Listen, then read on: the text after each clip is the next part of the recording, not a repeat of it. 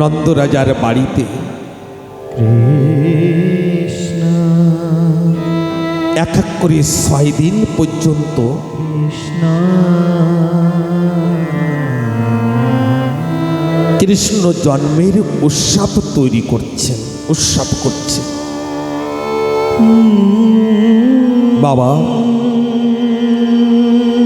নন্দ বাবা কাছে যে যা চাচ্ছেন সকলকে সব আশাকে পূর্ণ করছেন নন্দ বাবা নন্দরানী। হে ঠাকুর ভক্তগণ, নন্দ বাবার জীবনে বৃদ্ধ বয়সে একটি সন্তান পেয়েছে, এই জন্য বড় আনন্দ উৎসব করছেন। সমস্ত গোপীগণ গোয়ালগণ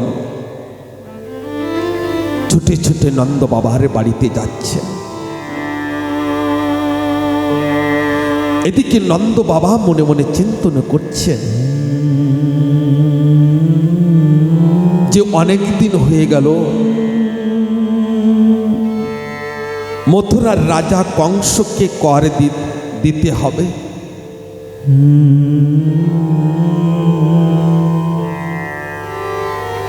আরে মাখন দুগ্ধ দই আদি নিয়ে নন্দ বাবা তিনি মথুরায় কংসের বাড়িতে প্রবেশ করলেন। কৃষ্ণ আর কংসের বাড়িতে যে সময় প্রবেশ করলেন, বসুদেব তিনি জানতে পারলেন যে আমার ছোট্টবেলার বন্ধু এসেছে নন্দ রাজা। আর একটি বন্ধ ঘরের ভিতরে নন্দ বাবা আর বসুদেব দুইজনে একের একের আলিঙ্গন করলেন। বাবা ছোটবেলার ধুলো খেলার সাথী কখনো ভোলা যায় না। নন্দ বাবা বসুদেবের সঙ্গে আলিঙ্গন করে দুই বন্ধু একের একের সম্মুখে বিরাজমান হয়েছে।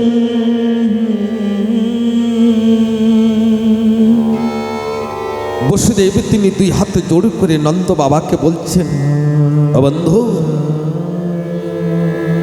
আমি শুনেছি তোমার এই জীবনে নাকি একটি পুত্র সন্তান এসেছে। নন্দ বাবা তিনি মৃদুল হাসি দিয়ে বলছেন বসুদেবকে, তুমিও পিতা হয়েছ বন্ধু। রোহিণীর গর্ভের থেকে একটি পুত্র সন্তান ভূমিষ্ঠ হয়েছে। বাবা বসুদেব মনে মনে চিন্তন করছেন, কৃষ্ণ এই নন্দরের ঘরে যে সন্তান, এই সন্তান তো আমার। আরে এই সন্তান কোনো সাধারণ সন্তান নয়, এই সন্তান তো সাক্ষাৎ ভগবান নারায়ণ। তা নন্দর বাড়িতে যে আমার সন্তান আছে তিনি নারায়ণ, এ সত্য কিনা আরেকবারে পরীক্ষা করে দেখি। রাতের বেলায় হয়েছে তো। বসুদেব দুই হাতে জোড় করে বলছেন, নন্দ বাবাকে বলছেন, বন্ধু কৃষ্ণ তোমার জীবনে পুত্র সন্তান আসার পরে তোমার গোকুলবাসী কেমন আছে? বাবা ধ্যান দেবেন। নন্দ বাবা বলছেন, হে বসুদেব, হে বন্ধু, আমাদের জীবনে পুত্র সন্তান আসার পরে আমরা অনুভব করছি গোকুলবাসী। আমি দেখেছি যে গাছে ফুল ফোটে না সে গাছে ফুল ফুটেছে, শুকনো গাছে পাতা ধরেছে, চতুর্দিকে হারা ভরা ঘাস হয়েছে, আরে গাভীগুলি ছুটি যেয়ে ঘাস পাচ্ছে, ভমরেগুলি গুনগুন করে গান করে ফুলের থেকে মধু আস্বাদন করছে, পাখিগুলি সুমধুর বলে গাছের ডালে বিরাজমান হয়ে করতাল করছে, বনের ফুলের সুগন্ধ বাতাসের সঙ্গে মিশ্রিত হয়ে চতুর্দিকে ছড়িয়ে পড়েছে। আমরা গোকুলবাসী সকলে অনুভব করছি আমরা গোকুলে নয়, আমরা এই মৃত লোকে নয়, আমরা বৈকুণ্ঠ ধামে বসবাস করছি। এমন সময় বসুদেব তিনি বলছেন, আমার বসুদেব তিনি দুই হাতে জোড় করে নন্দ বাবাকে বলছেন, ও বন্ধু, এই দুষ্ট কংস অত্যাচার বেড়েছে আর রাক্ষসদের আদেশ দিয়েছেন 21 দিন পর্যন্ত যে বাচ্চা যে শিশু এই ধরাধামে জন্মগ্রহণ করেছে তাকে হত্যা করো। 21 দিন পর্যন্ত। আমার এই জন্য কিন্তু সন্তান ভূমিষ্ঠ হবার পরে 21 দিন পর্যন্ত অনেক সাবধানে থাকতে হয় মাকে, নিজের সন্তানকে নিয়ে। আর অনেক রাক্ষসদের পাঠিয়ে দিয়েছে শিশুকে হত্যা করার জন্য। হে নন্দ,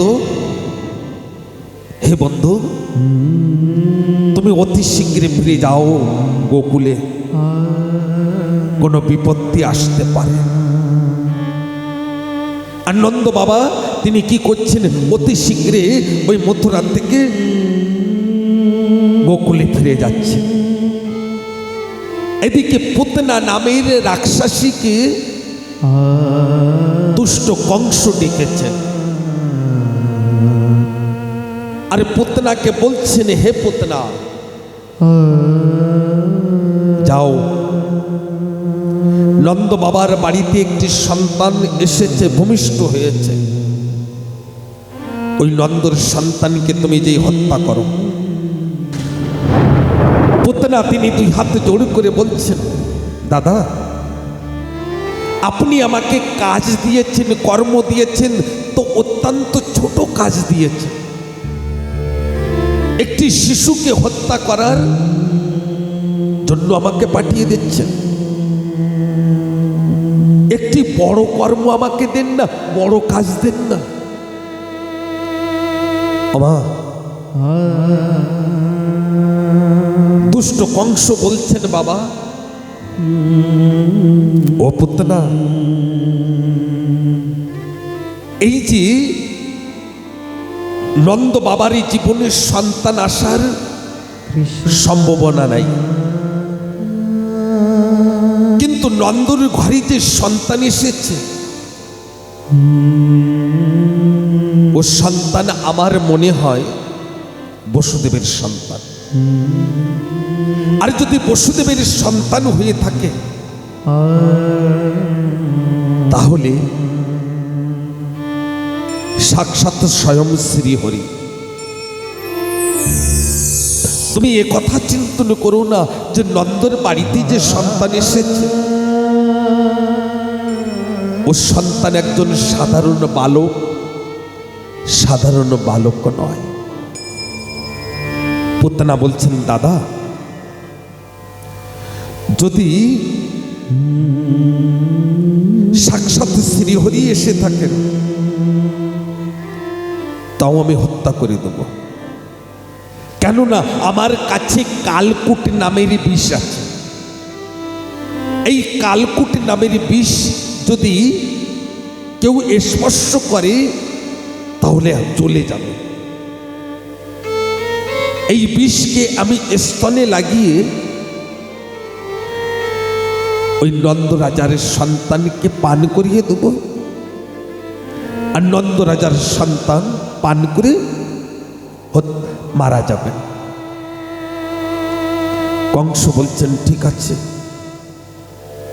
আমার পুত না মানে বুড়াই, আকাশ মার্গে দিয়ে পুতনা ঘুরে বেড়াচ্ছে গোকুলে, আর পুতনা দেখছেন এত সুন্দর সুন্দর গোপী, আর ওই গোপীদের কাছে যদি আমি যাই তাহলে আমাকে কেউ আমার সঙ্গে কথা বলবে না।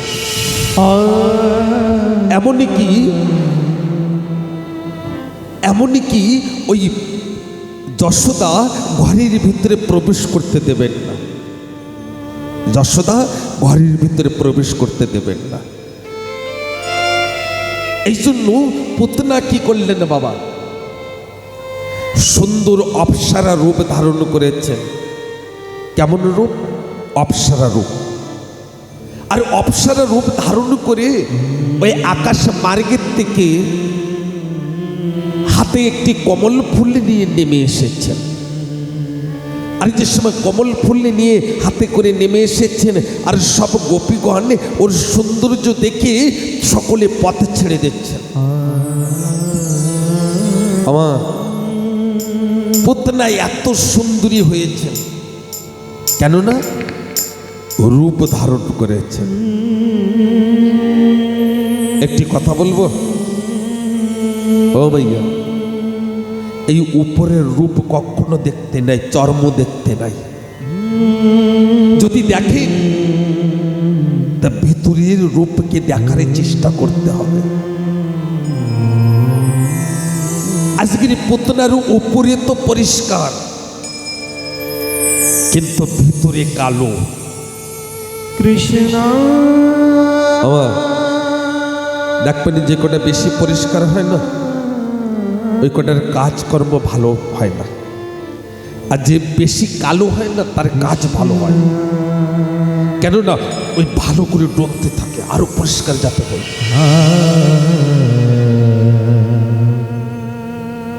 যেমন কৃষ্ণ কালো ছিল,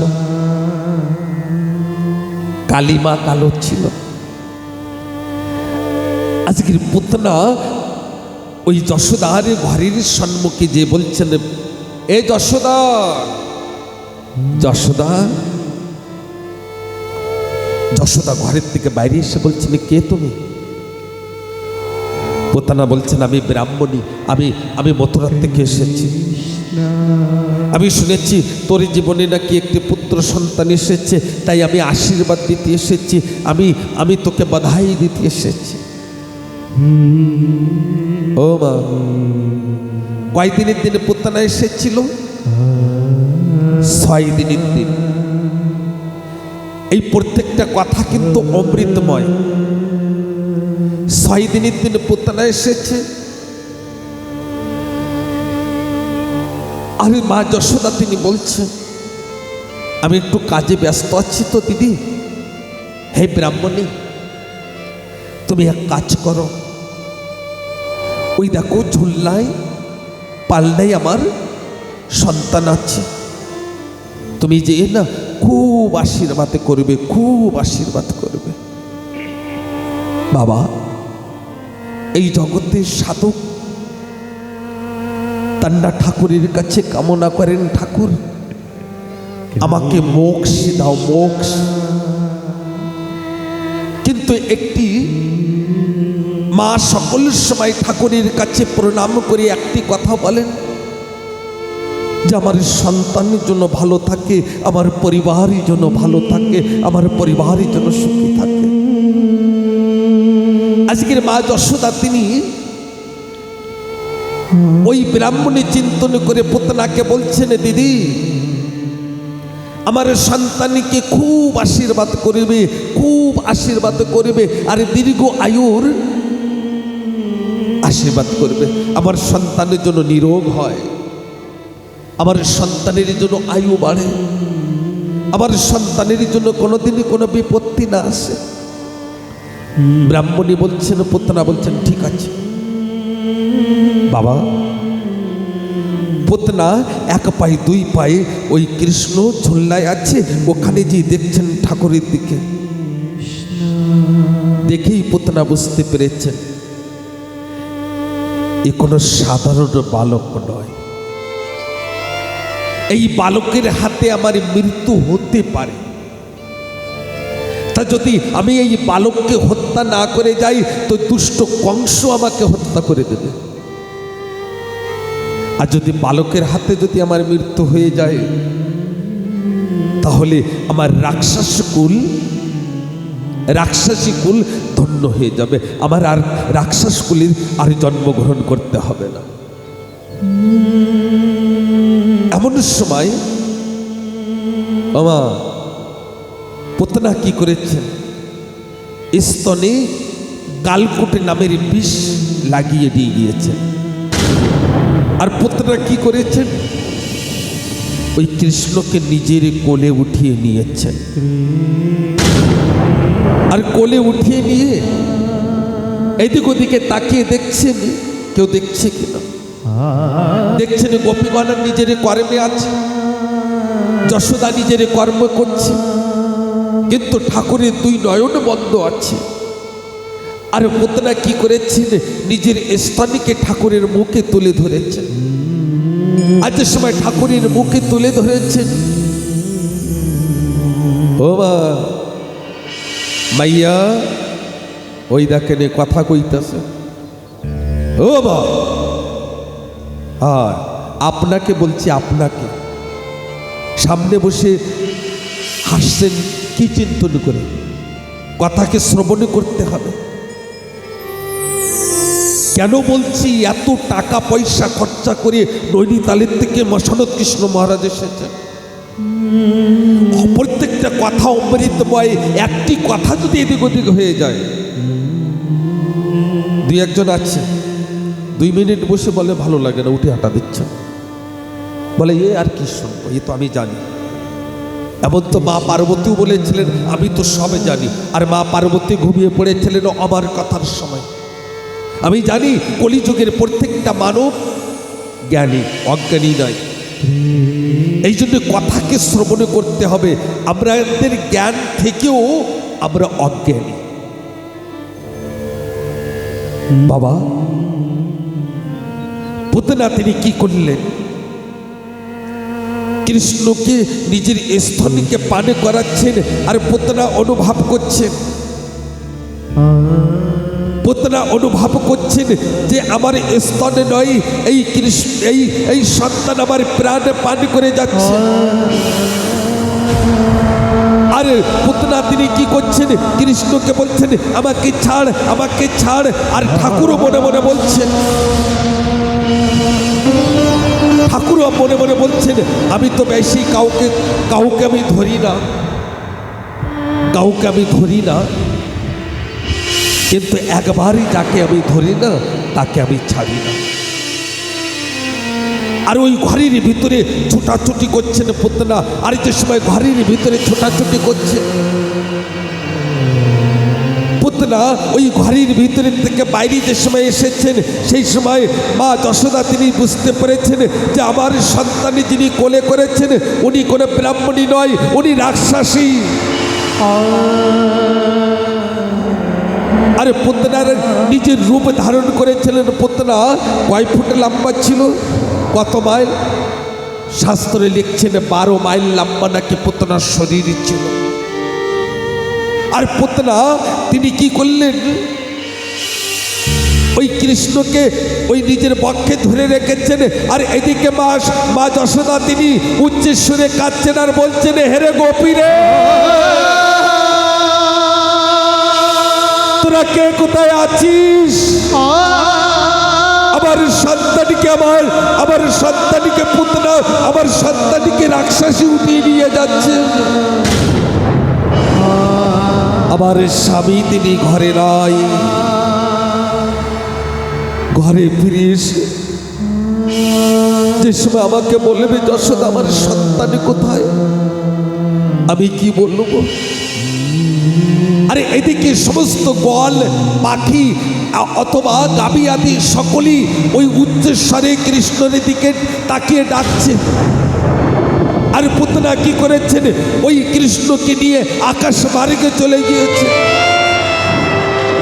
আর আকাশ মার্গে যে সময় নিয়ে গিয়েছেন, আর ওই কৃষ্ণ মনে মনে চিন্তনা করছেন, এই বিশাল শরীর, এই পুতনার বিশাল লম্বা শরীর, এই শরীরই যদি এই এই গোকুলে পড়ে, তাহলে এই গোকুলেবাসী অথবা গোয়ালিন সকলে মারা যাবে এর চাপে পড়ে। তাই ঠাকুরে তিনি কি করছেন?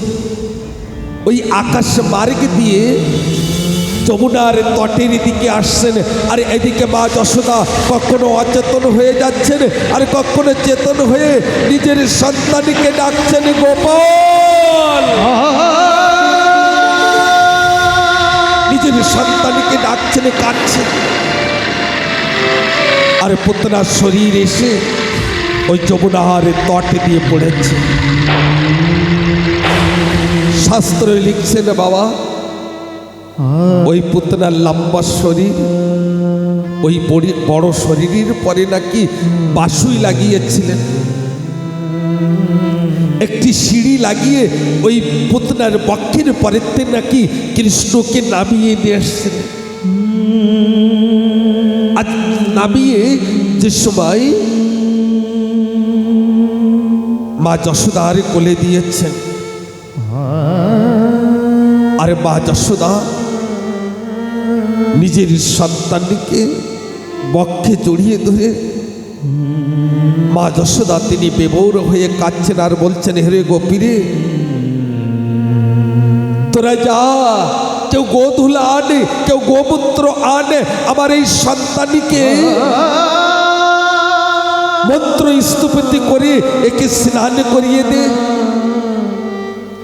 এই রাক্ষসীর আজকের মৃত্যু ছিল, তাই এই রাক্ষসীর মৃত্যু হয়েছে। আজকের আমার সন্তান আমার কোলে ফিরে এসেছে। দুই হাতে জোড় করে ঠাকুরকে বলছেন, হে রাম, আমার কত বড় ভাগ্য যে আমার সন্তান আমার কোলে ফিরে এসেছে। আমার কয়দিনের দিনে পুতনা এসেছিলেন, 6 দিনের দিনে পুতনা এসেছিলেন, কিন্তু পুতনা আসতে পারতেন না। জানেননি কেন এসেছিল? ওই ঘরের দরজার কাছে ওই তুষির আগুনে জ্বালিয়ে রাখেননি মা যশোদা। ওখান থেকে মনে হয় প্রথা শুরু হয়েছে। কোনো রাক্ষসী, কোনো ভূত পিতারে যদি আসেন কোনো রূপ ধরে, তো ওই আগুনে স্পর্শ করবে না। এই জন্য 6 দিন পর্যন্ত ওই দরজার কাছে আগুন জ্বালিয়ে রাখতেন মনে হয়। এইসব নিয়মগুলোকে আমাদের পালন করতে হবে। এ নয় যে সন্তান ভূমিষ্ঠ হয়েছে তার পরের দিন পাড়া বেড়াতে নিয়ে গিয়েছে, রাস্তাতে ঘুরিয়ে বেড়াচ্ছে, এমন হলে হবে না। আরে জানেন, সন্তানে যদি বিমারে থাকে বাবা, সন্তানে যদি রোগগ্রস্ত থাকে, তাহলে গোধূল ললাটে লাগিয়ে দেবেন, অথবা গোধূল অঙ্গে লাগিয়ে, গোমূত্র অঙ্গে লাগিয়ে স্নান করিয়ে দেন। আপনার সন্তানের রোগ পীড়া থেকে মুক্তি পাবেন। একবার একটু করিয়ে দেখুন। বলে জয় জয় শ্রী রাধেশ। बंसी वाले को तुम याद